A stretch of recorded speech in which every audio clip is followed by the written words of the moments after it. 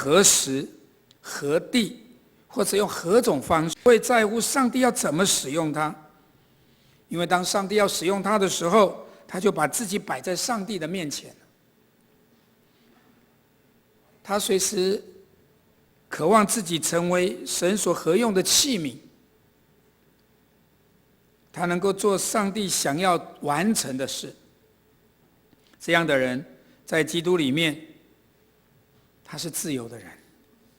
弟兄姐妹，你想一想，你愿意选择把自己献上成为一个神的仆人吗？你知道，对做仆人的人来讲，不论主人告诉你该做什么，你都照着他的意思去行，而不是你来告诉主人说我想怎么样。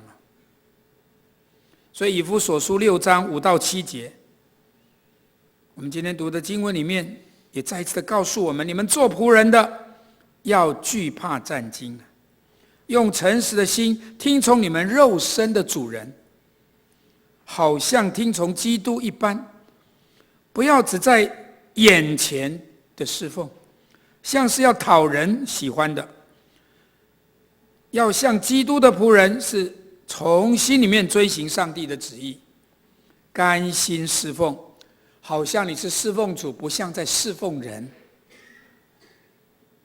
所以如果我们能够克服自己心中那个以自我为中心，或者你那种悖逆，我就是要偏行己路的那种本性，这样你会成为一个非常蒙恩、非常得福的基督徒。这也是我们认识主到今天一个非常重要的一个信仰的功课。以色列的第一个君王扫罗，我觉得他是一个悲剧人物。我看到他的一生原本有着上帝极美好的呼召与祝福，也有许多的应许在他的身上已经实现，他有非常美好的前途，但后来他却失掉了这一切，因为在他的生命当中没有真正的顺服上帝。我想我们做基督徒的，我想我们不能说我口里说我爱上帝，但基本上常是为了自己的益处着想。有时候我们不能只是想来利用上帝而已，我们想要得到上帝的祝福，但是却不肯顺服，不愿意吃苦，也不愿走这一条窄路，进这个窄门。我们想要丰收祝福，却不愿付出代价。这样的问题，就让我们再次来思想，为什么一个基督徒肯谦卑顺服，在上帝的眼中是何等的宝贝，何等的可贵。刚刚说到扫罗，他不顺服上帝，因为他不能耐心的等候上帝，他应该要等候7天，等候撒母耳来献祭。但是扫罗看到百姓纷纷离开，他就等不下去了，于是他自己做决定，他要自己来献祭。虽然明明知道上帝禁止他这样做，但是他却明知故犯。当扫罗献祭完的时候，当然不能得到神的喜悦。我们看到撒母耳记上15章22节，在这里撒母耳他一回来的时候，他对扫罗说出了一句也值得我们来深思的一句话：耶和华喜悦燔祭和平安祭。早上我们读了约记，也是在谈这个事情。耶和华喜悦燔祭和平安祭，岂像喜悦人听从耶和华的话呢？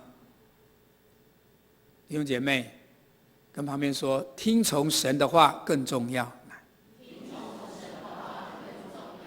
听从胜过献祭啊，弟兄姐妹，这撒母耳对我们讲的，听从胜过献祭，听命胜过公羊的脂油。上帝在乎的不是你能给他什么，或者你想做什么，他看重的是你这个人本身。人比工作更重要，阿们吗？神看重你的心啊。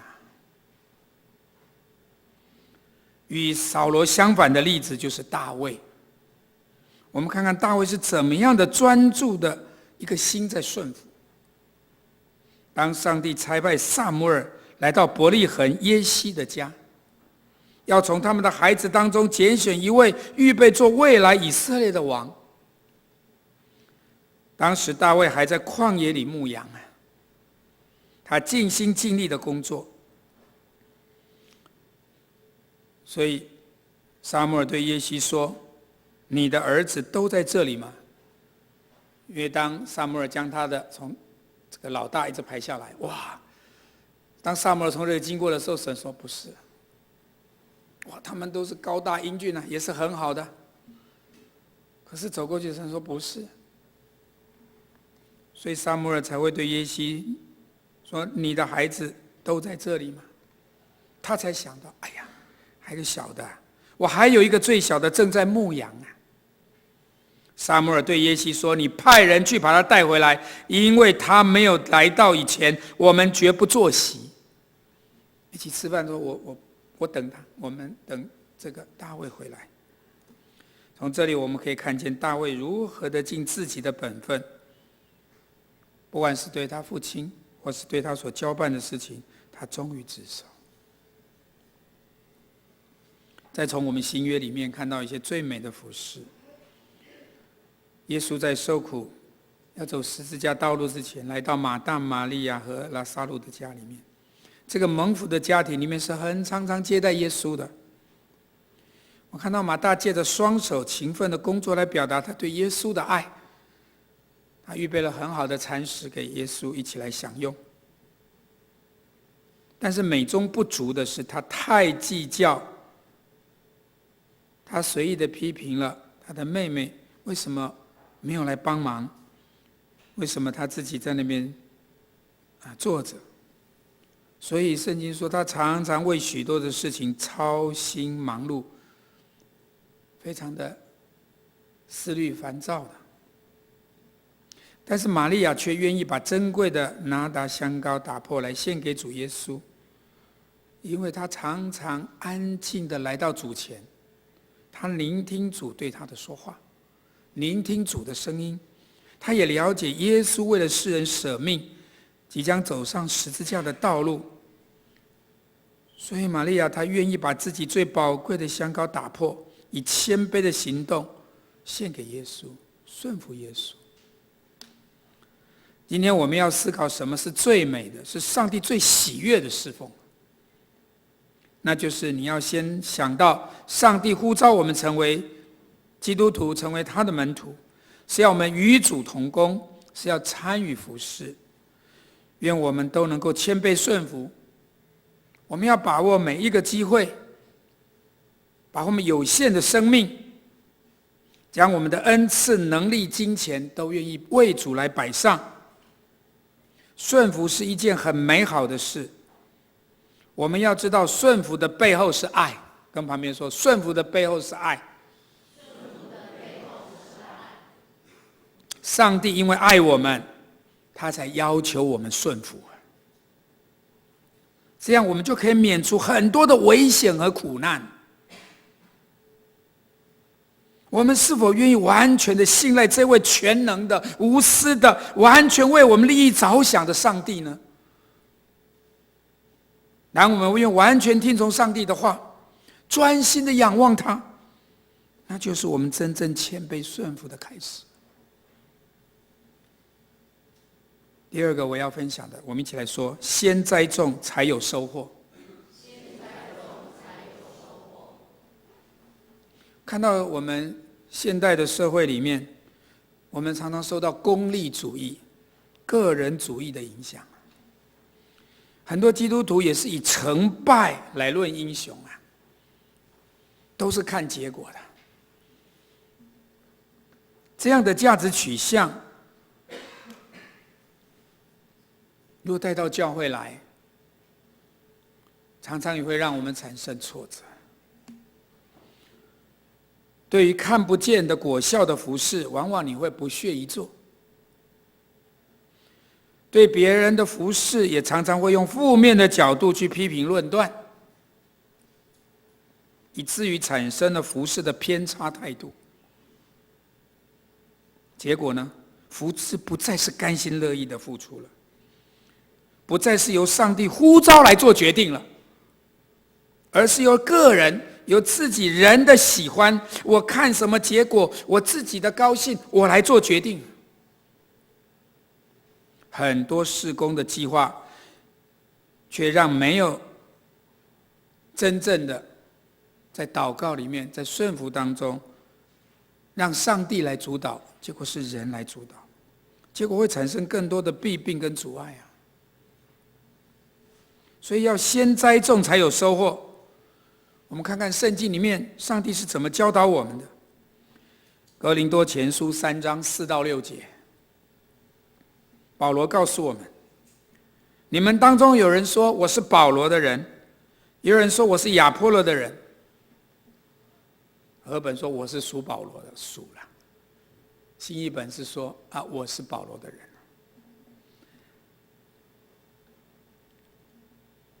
这样你们跟属世的人有什么不同呢？到底亚波罗算什么？保罗算什么？我们不过是上帝的仆人，要引导你们归信上帝而已。我们每一个人都要按照主所分派的工作去做。我栽种，亚波罗灌溉，可是使它生长的却是上帝呀！阿们吗？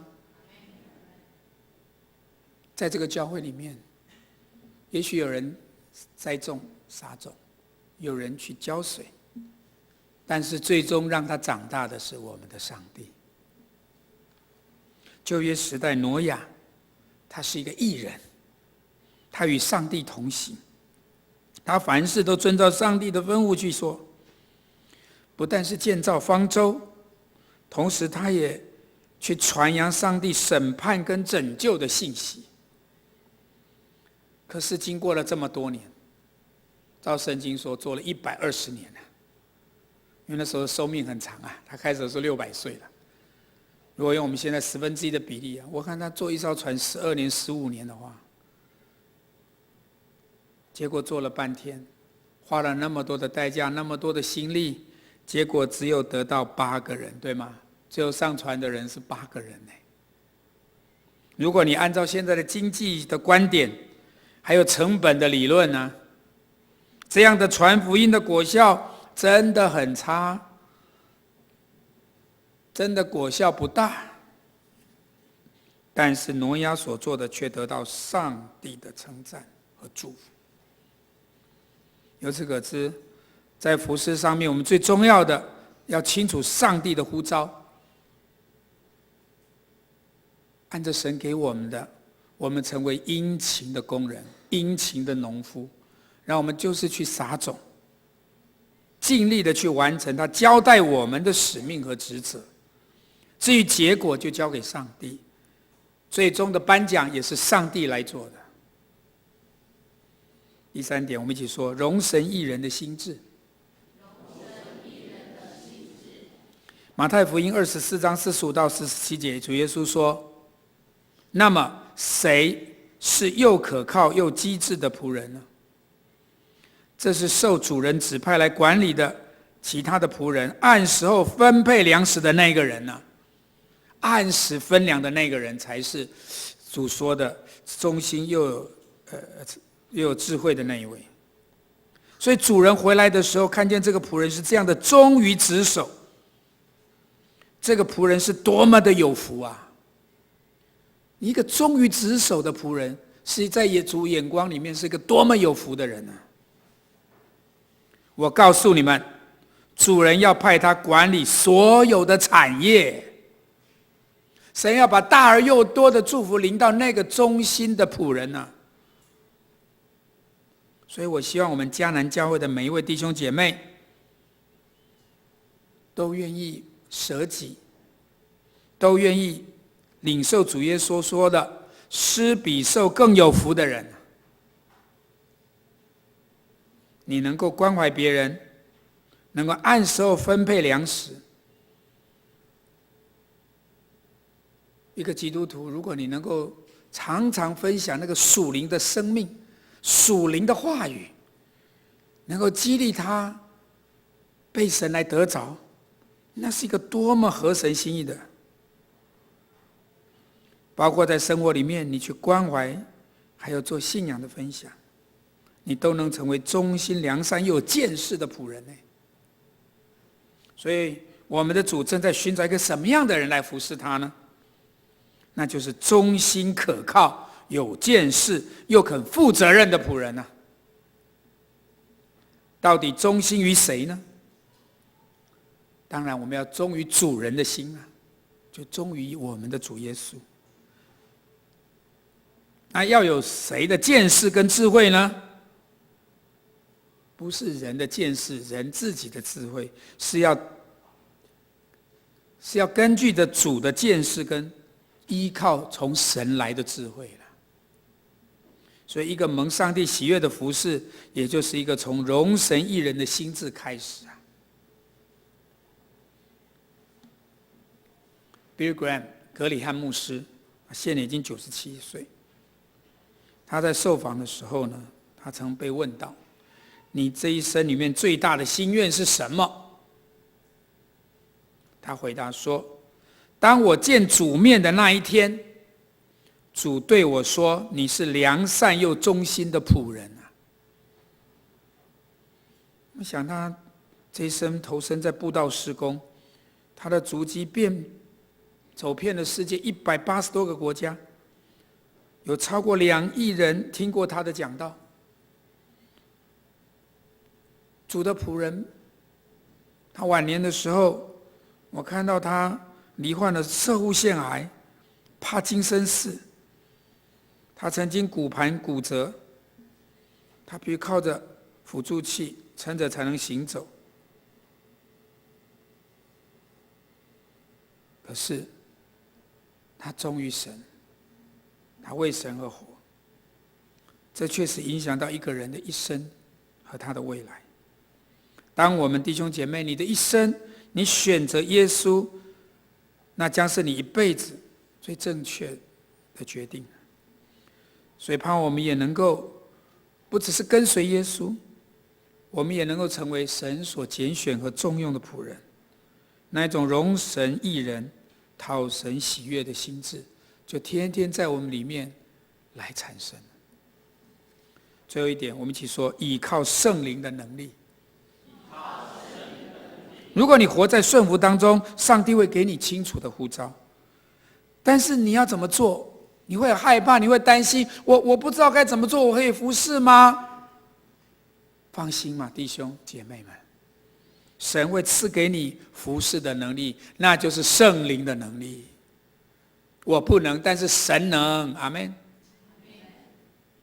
属灵的恩赐都是神给的，当你愿意摆上自己，主会为你预备。